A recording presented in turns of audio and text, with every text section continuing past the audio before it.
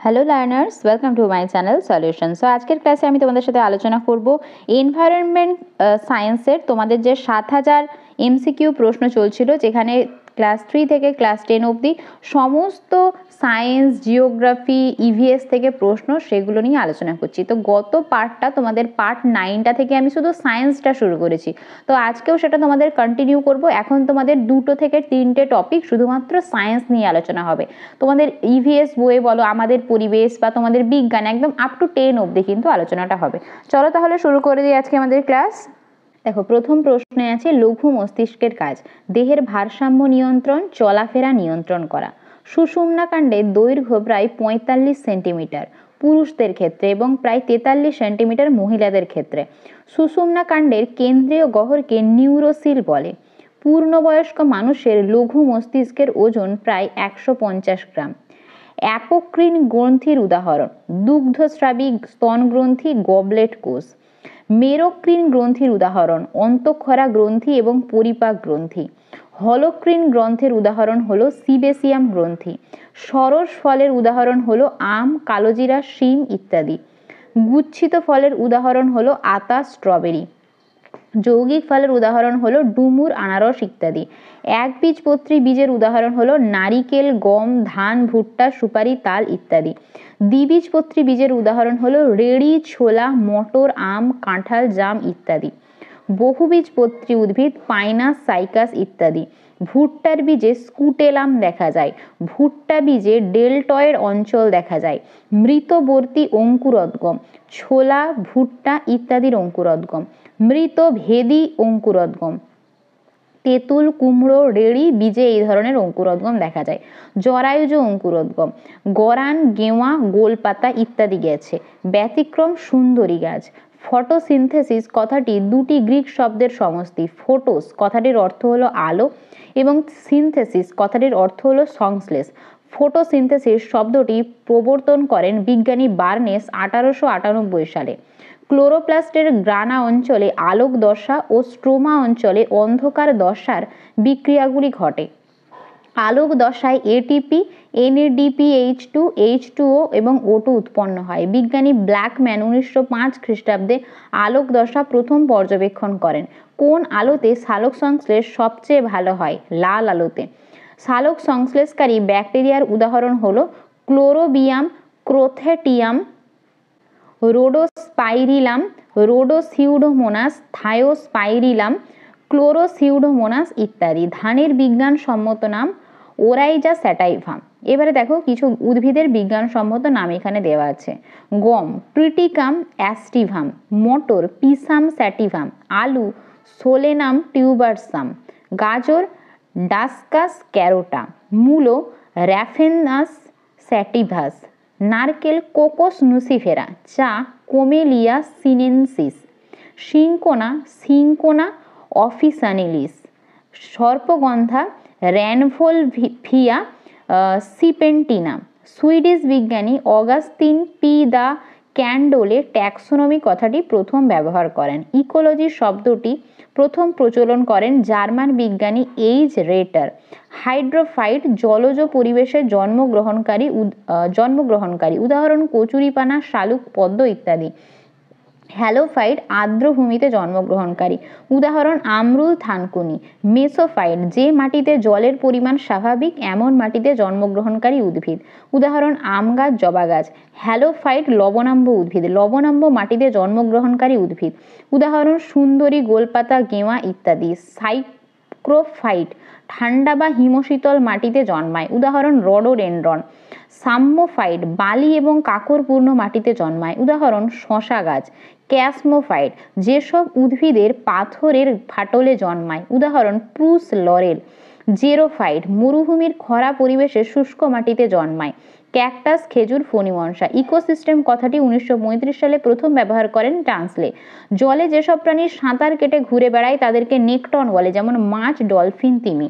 যেসব প্রাণী জলাশয়ের নিচে অবস্থান করে তাদের বেন্থস বলে, উদাহরণ প্রবাল, স্পঞ্জ, ঝিনুক ইত্যাদি। জলে ভাসমান আণুবীক্ষণিক জীবদের প্ল্যাঙ্কটন বলে। জলে ভাসমান উদ্ভিদের সাইটোপ্ল্যাঙ্কটন বলে।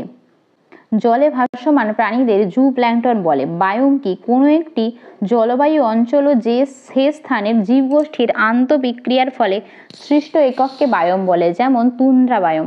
প্রথম শ্রেণীর খাদক হরিণ, বানর, গরু, ছাগল, পায়রা, চড়ুই ইত্যাদি। দ্বিতীয় শ্রেণীর খাদক ব্যাঙ, সাপ, বড় মাছ, শিয়াল, নেকড়ে, মাকড়সা, সারস ইত্যাদি। তৃতীয় শ্রেণীর খাদক বাজ পাখি, শকুন, বাঘ ইত্যাদি। জার্মান বিজ্ঞানী রুডলফ গাইগার মতে সৌরশক্তির বা সৌর বিকিরণের 48% ভূপৃষ্ঠে পৌঁছায়। 1942 সালে রেমন্ড লিন্ডেম্যান 10% সূত্রের মাধ্যমে শক্তির স্থানান্তরকরণকে ব্যাখ্যা করেন। একটি খাদ্যস্তরে 10% শক্তি পরবর্তী খাদ্যস্তরে প্রবাহিত হয়। হরমোন নামকরণ করেন বিজ্ঞানী বেলিস ও স্টার্লিং 1905 সালে। প্রাকৃতিক উদ্ভিদ হরমোনের নাম হলো অক্সিন, জিববেরেলিন, সাইটোকাইনিন, অ্যাবসাইটিক অ্যাসিড। কৃত্রিম hormone naphthalene acidic acid, NAA। প্রকল্পিত হরমোন ফ্লোরিজেন, ভার্নালিন ইত্যাদি। অক্সিন হরমোনের রাসায়নিক সংকেত C10H9O2N। অক্সিন হরমোনের ট্রিপ্টোফ্যান নামক অ্যামাইনো অ্যাসিড থেকে সংশ্লেষিত হয়। IBA ইন্ডোল বিউটারিক অ্যাসিড বীজবিহীন ফল উৎপাদন করে।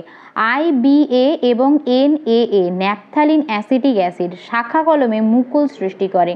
জিববেরেলিনের রাসায়নিক সংকেত C19H22O6 জিববেরেলিক অ্যাসিড। আঙুর, আপেল, নাশপাতি প্রভৃতি উদ্ভিদের পার্থেনোকার্পিক ফল গঠনে সাহায্য করে। সাইটোকাইনিনের উৎস আপেল, কলা, টমেটো প্রভৃতি ফলে। বীজের শস্যে এবং ডাবের জলে পাওয়া যায়। অন্তঃক্ষরা গ্রন্থির উদাহরণ হলো থাইরয়েড গ্রন্থি, অ্যাড্রেনাল গ্রন্থি। বহিঃক্ষরা গ্রন্থির উদাহরণ হলো লালা গ্রন্থি এবং অশ্রু গ্রন্থি। ট্রপিক হরমোনের উদাহরণ হলো GTH, TSH, ACTH ইত্যাদি। স্থানীয় হরমোনের উদাহরণ হিস্টামিন, ব্রাডিকাইনিন, গ্যাস্ট্রিন ইত্যাদি। সোমাটোট্রপিক হরমোন STH এর অধিক ক্ষরণে অতিকায়ত্ব এবং অ্যাক্রোমেগালি হয়ে থাকে। সোমাটোট্রপিক হরমোনের স্বল্প ক্ষরণে বামনত্ব হয়। ACTH কর্টিনোট্রপিক হরমোনের অধিক ক্ষরণে কুসিং রোগ হয়। কর্টিনোট্রপিক হরমোনের স্বল্প ক্ষরণে, আচ্ছা আগেরটা ছিল অধিক ক্ষরণে আর এটা হচ্ছে স্বল্প ক্ষরণে। স্বল্প ক্ষরণে কি হয়? অ্যাড্রেনাল গ্রন্থি হ্রাস পায়। TSH হরমোনের অধিক ক্ষরণে গ্রেভ বর্ণিত রোগ গলগণ্ড হয়ে থাকে। থাইরোট্রপিন হরমোনের স্বল্প ক্ষরণে কি রোগ হয়? বামনত্ব বা ক্রেটিনিজম ও মিক্সিডিমা। লিউটিওট্রপিক হরমোন বা প্রোল্যাক্টিন হরমোনের অধিক ক্ষরণে দুগ্ধক্ষরণ বৃদ্ধি পায়। লিউটিওট্রপিক হরমোন বা প্রোল্যাক্টিন হরমোনের স্বল্প ক্ষরণে দুগ্ধক্ষরণ হ্রাস পায়। ফলিকল স্টিমুলেটিং হরমোনের স্বল্পতার জন্য বন্ধ্যাত্ব হয়। লিউটিনাইজিং হরমোনের স্বল্পতার জন্য কি রোগ হয়? বন্ধ্যাত্ব। ভ্যাসোপ্রেসিন স্বল্পতার জন্য ডায়াবেটিক ইনসিপিটাস হয়। প্যারাথরমোন অধিক ক্ষরণ হলে টিটানি রোগ হয়। প্যারাথরমোনের অধিক ক্ষরণ হলে রেকলিং হাউসেন্স রোগ হয়। মিশ্র গ্রন্থি বলা হয় অগ্নাশয়কে। আলফা কোষে গ্লুকাগন হরমোন, বিটা কোষে ইনসুলিন হরমোন এবং ডেল্টা কোষ থেকে গ্যাস্ট্রিন হরমোন। ইনসুলিন হরমোনের অধিক ক্ষরণজনিত লক্ষণ কি? মধুমেহ বা ডায়াবেটিস মেলিটাস রোগ, গ্লাইকোসুরিয়া। কোন হরমোনকে সংকটকালীন হরমোন বলা হয়? অ্যাড্রিনালিন বা এপিনেফ্রিনকে। অমেরুদণ্ডী প্রাণীদেহের মধ্যে হরমোন হলো জুভেনাইল হরমোন এবং একডাইসন। 1 গ্রাম মোল বা 180 গ্রাম গ্লুকোজ জারিত হয়ে 3.73 কিলোক্যালোরির শক্তি উৎপন্ন হয়। প্রতিটি এটিপি অণুতে 11.5 কিলোক্যালোরি থেকে 12 কিলোক্যালোরির শক্তি আবদ্ধ থাকে। শ্বসনের প্রথম পর্যায়ে গ্লাইকোলাইসিস কোষের কোথায় ঘটে? সাইটোপ্লাজমে। ভিটামিন A এর রাসায়নিক নাম রেটিনল। ভিটামিন A এর অভাবে রাতকানা এবং জেরপ্থ্যালমিয়া হয়ে থাকে। এবারে দেখো উৎস সম্পর্কে দেওয়া আছে। ভিটামিন A এর বিজ্ঞানসম্মত নাম কি? রেটিনল। বিভিন্ন পাকা মিষ্টি ফল, গাজর, টমেটো, বাঁধাকপি, খেজুর, কড, হাঙর, হ্যালিবাট মাছের যকৃৎ নিঃসৃত তেল, মাখন, ডিমের কুসুম ইত্যাদি রাতকানা এবং জেরপ্থ্যালমিয়া রোগ হয় এটার অভাবে এবং বৃক্কে পাথর সৃষ্টি হয়। এবারে দেখো ভিটামিন B1 সম্পর্কে দেওয়া আছে। এর বিজ্ঞানসম্মত নাম বলতে পারি বা এর রাসায়নিক নাম তোমরা বলতে পারো। রাসায়নিক নাম কি? থিয়ামিন। ঢেঁকি ছাটা চাল, ফুলকপি, বিনস, লেটুস পাতা, বিট, ডিমের কুসুম ইত্যাদি তে এর ভিটামিন B1 থাকে এবং এর অভাবে কি হয়, বেরি রোগ ঘটে এবং ক্ষুধামান্দ ঘটে। এবারে দেখো ভিটামিন B2 রাইবোফ্লাভিন এর রাসায়নিক নাম। এটা কি কড়াইশুঁটি, সয়াবিন, সিম, বরবটি, পালং শাক, ডিমের সাদা, অ্যালবুমিন, দুধ ইত্যাদিতে থাকে এবং এর অভাবে কি হয়, গ্লসাইটিস বা জিভে ঘা হয় বা যেটাকে চিলোসিসও বলা হয়, চিলোসিস হয়ে থাকে। এবারে দেখো ভিটামিন B3 যার রাসায়নিক নাম প্যান্টোথেনিক অ্যাসিড। এটা কোথায় পাওয়া যায়, চাল ও গমের গুঁড়ো, মিষ্টি আলু, সুজি, গুড়, দুধ, মাংস ইত্যাদি। এটা কি করে, দেহের বৃদ্ধি ব্যাহত হয়, এর অভাবে অবসাদ দেখা যায় এবং ক্রমে ট্রিকিয়া বা চুল সাদা হয়ে যায়। এবার দেখো ভিটামিন B4 যার রাসায়নিক নাম কোলিন। এটা দেখতে পাওয়া যায় ডাল জাতীয় শস্য, ফল, শাকসবজি ইত্যাদি এবং বিক্রে নেক্রোসিস ঘটে এবং স্নেহ পদার্থের বিপাক ব্যাহত হয়। এরপরে দেখো ভিটামিন B5 যার রাসায়নিক নাম নিয়াসিন। মটর, টমেটো, চালের কুঁড়ো, ইস্ট, মাছের যকৃৎ, ডিম ইত্যাদিতে পাওয়া যায়। এর অভাবে পেলেগ্রা রোগ হয় এবং রক্তাল্পতা দেখা যায়। ভিটামিন B6 যার রাসায়নিক নাম পাইরিরক্সিন। অঙ্কুরিত শস্য, শাকসবজি, ইস্ট, মাংস, ডিম, দুধ ইত্যাদিতে পাওয়া যায়। এর অভাবে অনিদ্রা, ক্রোধ এবং স্নায়ু দুর্বলতা দেখা যায় এবং অ্যাক্রোডাইনিয়া নামক চর্মরোগ ঘটে। ভিটামিন B12 যার রাসায়নিক নাম সায়ানোকোবালামিন, যেটা কি মাছ, মাংস, ডিম, দুধ, যকৃৎ ইত্যাদি দেখা যায়। পার্নিসিয়াস অ্যানিমিয়া নামক রক্তাল্পতা ঘটে এর অভাবে। এবারে দেখো ভিটামিন সি যার রাসায়নিক নাম অ্যাসকর্বিক অ্যাসিড। কাঁচা এবং পাকা টক ফল, কাঁচা লঙ্কা, আপেল, আনারস, পালং শাক, ক্যাপসিকাম এবং মাতৃদুগ্ধ এর অভাবে স্কার্বি রোগ হয় এবং শরীরে রক্তহীনতা দেখা যায়। এবারে ভিটামিন ডি যার রাসায়নিক নাম ক্যালসিফেরল। বাঁধাকপি, কড, লিভার, ডিম, মাখন ইত্যাদিতে থাকে এবং শিশুদের রিকেট এবং টিটেনি এবং বয়স্কদের অস্টিওম্যালেশিয়া হয় এবং দাঁত ও হাড়ের গঠন ব্যাহত হয়। ভিটামিন ই যার রাসায়নিক নাম টোকোফেরল। উদ্ভিজ্জ তেল, লেটুস পাতা, দুধ, মাংস ইত্যাদিতে থাকে এবং এর অভাবে বন্ধ্যাত্ব ঘটে, গর্ভপাত ঘটে, শুক্রাণুর সংখ্যা কমে যায়। পরবর্তী ভিটামিন কে যার রাসায়নিক নাম ফাইলোকুইনোন, যেটা কি সয়াবিন, পালং শাক, আলফা শাক, মাখন ইত্যাদিতে থাকে। এর অভাবে রক্ততঞ্চন ব্যাহত হয় এবং মহিলাদের রক্তস্রাব ঘটে। উদ্ভিজ্জ ক্যারোটিন থেকে মানুষের যকৃতে ভিটামিন এ সংশ্লেষিত হয়। ভিটামিন ডি মানুষের ত্বকের আর্গোস্টেরল থেকে অতিবেগুনি রশ্মির সাহায্যে সংশ্লেষিত হয়। ভিটামিন কে মানুষের অন্ত্রে কোলাই ব্যাকটেরিয়ার সাহায্যে সংশ্লেষিত হয়। আয়োডিনের অভাবে গলগণ্ড হয়ে থাকে। দেখো এরকম 5টি মৌলের অভাবে কি কি রোগ হয় সেটা এখানে দেওয়া আছে।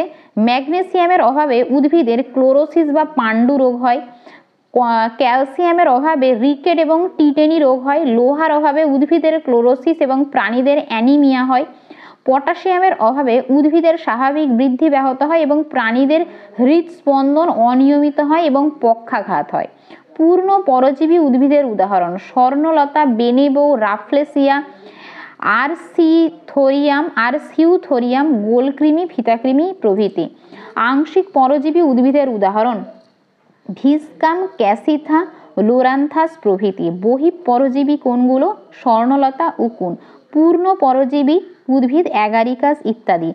আংশিক মৃতজীবী পাইন, ব্যতিহারী, উসনিয়া নামক লাইকেন। সহভোক্তা রাসনা, গজ পিপুল, বট, অশ্বত্থ ইত্যাদি। পতঙ্গভুক উদ্ভিদের উদাহরণ কলসপত্রী, সূর্য শিশির, ডায়োনিয়া।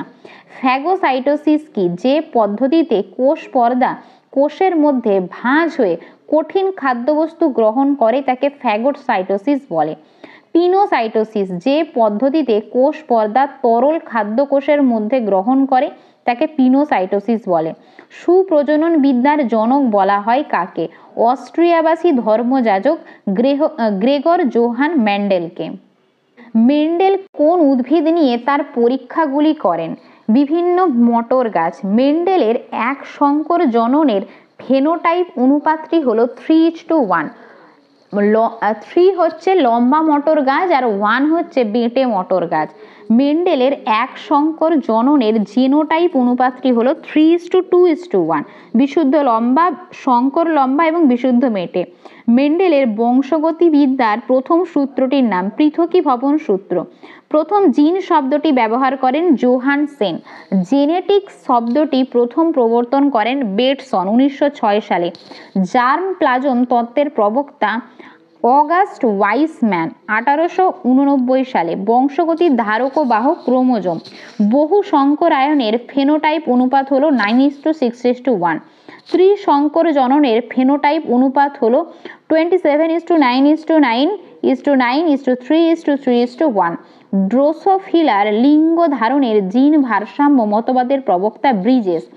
মানুষের স্বাভাবিক ডিপ্লয়েড ক্রোমোজোম সংখ্যা 23 জোড়া বা 46টি। এর মধ্যে 22 জোড়া অটোজোম এবং 1 জোড়া যৌন ক্রোমোজোম বা সেক্স ক্রোমোজোম। জিহ্বার অগ্রভাগ মিষ্টি, পশ্চাদে তিক্ত, দুপাশে টক বা অম্ল এবং মাঝখানে নোনতা স্বাদকোরক বর্তমান। কোন স্নায়ু স্বাদ অনুভূতি মস্তিষ্কে বহন করে? ফেসিয়াল গ্লসোফ্যারিঞ্জিয়াল স্নায়ু। হাইপারমেট্রোপিয়া রোগে চশমায় উত্তল কাঁচ বা লেন্স ব্যবহার করা হয়। মায়োপিয়া রোগে চশমায় অবতল লেন্স ব্যবহৃত হয়। নিউক্লিয়াসের বিভাজনকে বলা হয় ক্যারিওকাইনেসিস। সাইটোপ্লাজমের বিভাজনকে সাইটোকাইনেসিস বলে। মাইটোসিস প্রক্রিয়ায় পরপর 4টি দশায় সম্পন্ন হয়: প্রোফেজ, মেটাফেজ, অ্যানাফেজ এবং টেলোফেজ। মাইটোসিস প্রক্রিয়ায় স্বল্পস্থায়ী দশা অ্যানাফেজ। মায়োসিস হ্রাস বিভাজন নামে পরিচিত। জনন মাতৃকোষে জননকোষ সৃষ্টির সময় মায়োসিস ঘটে। হৃৎপিণ্ডের আবরণের নাম পেরিকার্ডিয়াম। মাছের হৃৎপিণ্ডকে ভেনাস হৃৎপিণ্ড বলে। কোন যন্ত্র দিয়ে রক্তচাপ মাপা হয়? স্ফিগমোম্যানোমিটার।